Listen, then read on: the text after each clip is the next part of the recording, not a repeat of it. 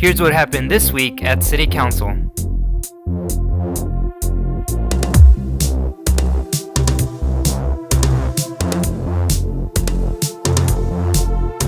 In general, what we're going to be doing is coming back to City Council in the near future with an interim plan to deal with our most serious maintenance problems.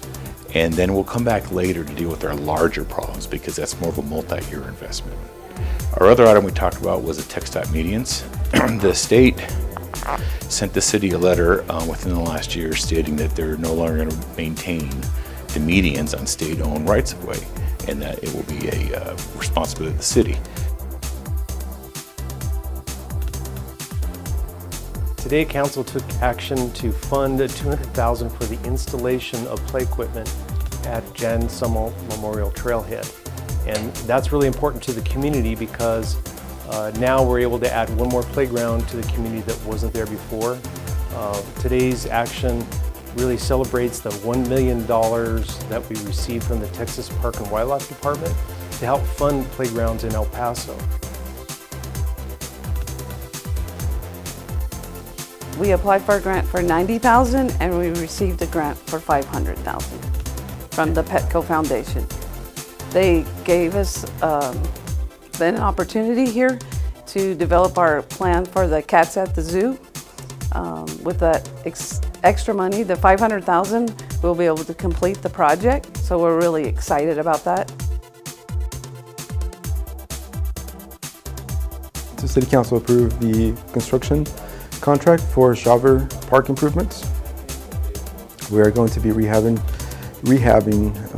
various flat fields, upgrading the irrigation system, and replacing and adding additional fencing on the park.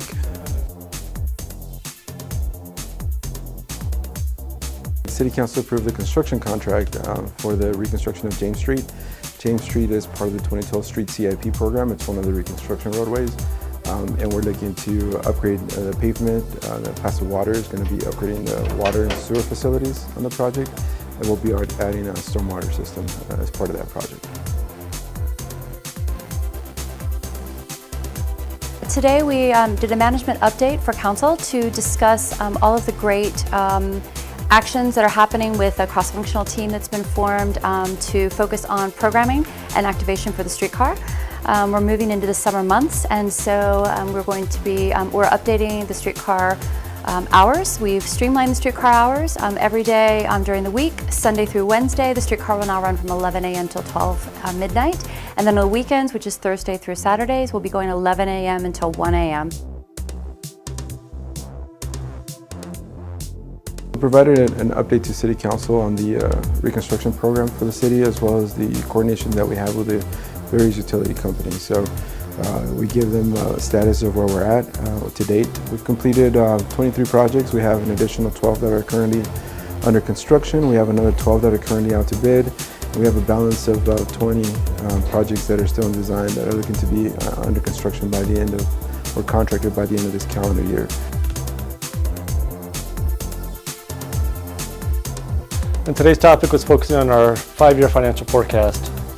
So this is one of the tools that we use when we're developing the budget, when we're looking at 5 years down the road, looking at our revenue sources, looking at what we're looking at as far as revenue growth from property taxes, sales taxes, all of our other revenue sources, and then comparing that to what we're looking at as far as our cost drivers. So we're talking about things such as public safety investments, all the quality of life investments with the operating costs for when these projects come online and they're completed. And then showing really what that looks like over the next 5 years, really to get Council thinking about long term, not focusing on 1 year. We want to make sure that they see the full picture so that they have all of the information as we're developing the budget.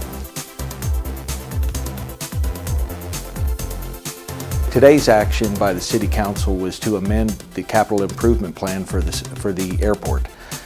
We had asked for 2 items in particular to be considered. One was floodplain remediation and the other was air cargo and aviation general improvements. This is important to the citizens for 2 reasons. The floodplain remediation will help us spur development in the Airport Science and Technology Park.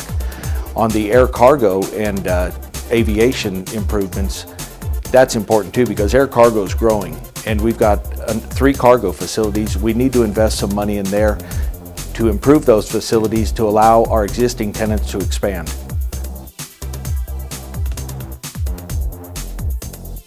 Council today authorized the city manager to begin eminent domain proceedings to acquire a property that's needed for the Wynn Road extension project.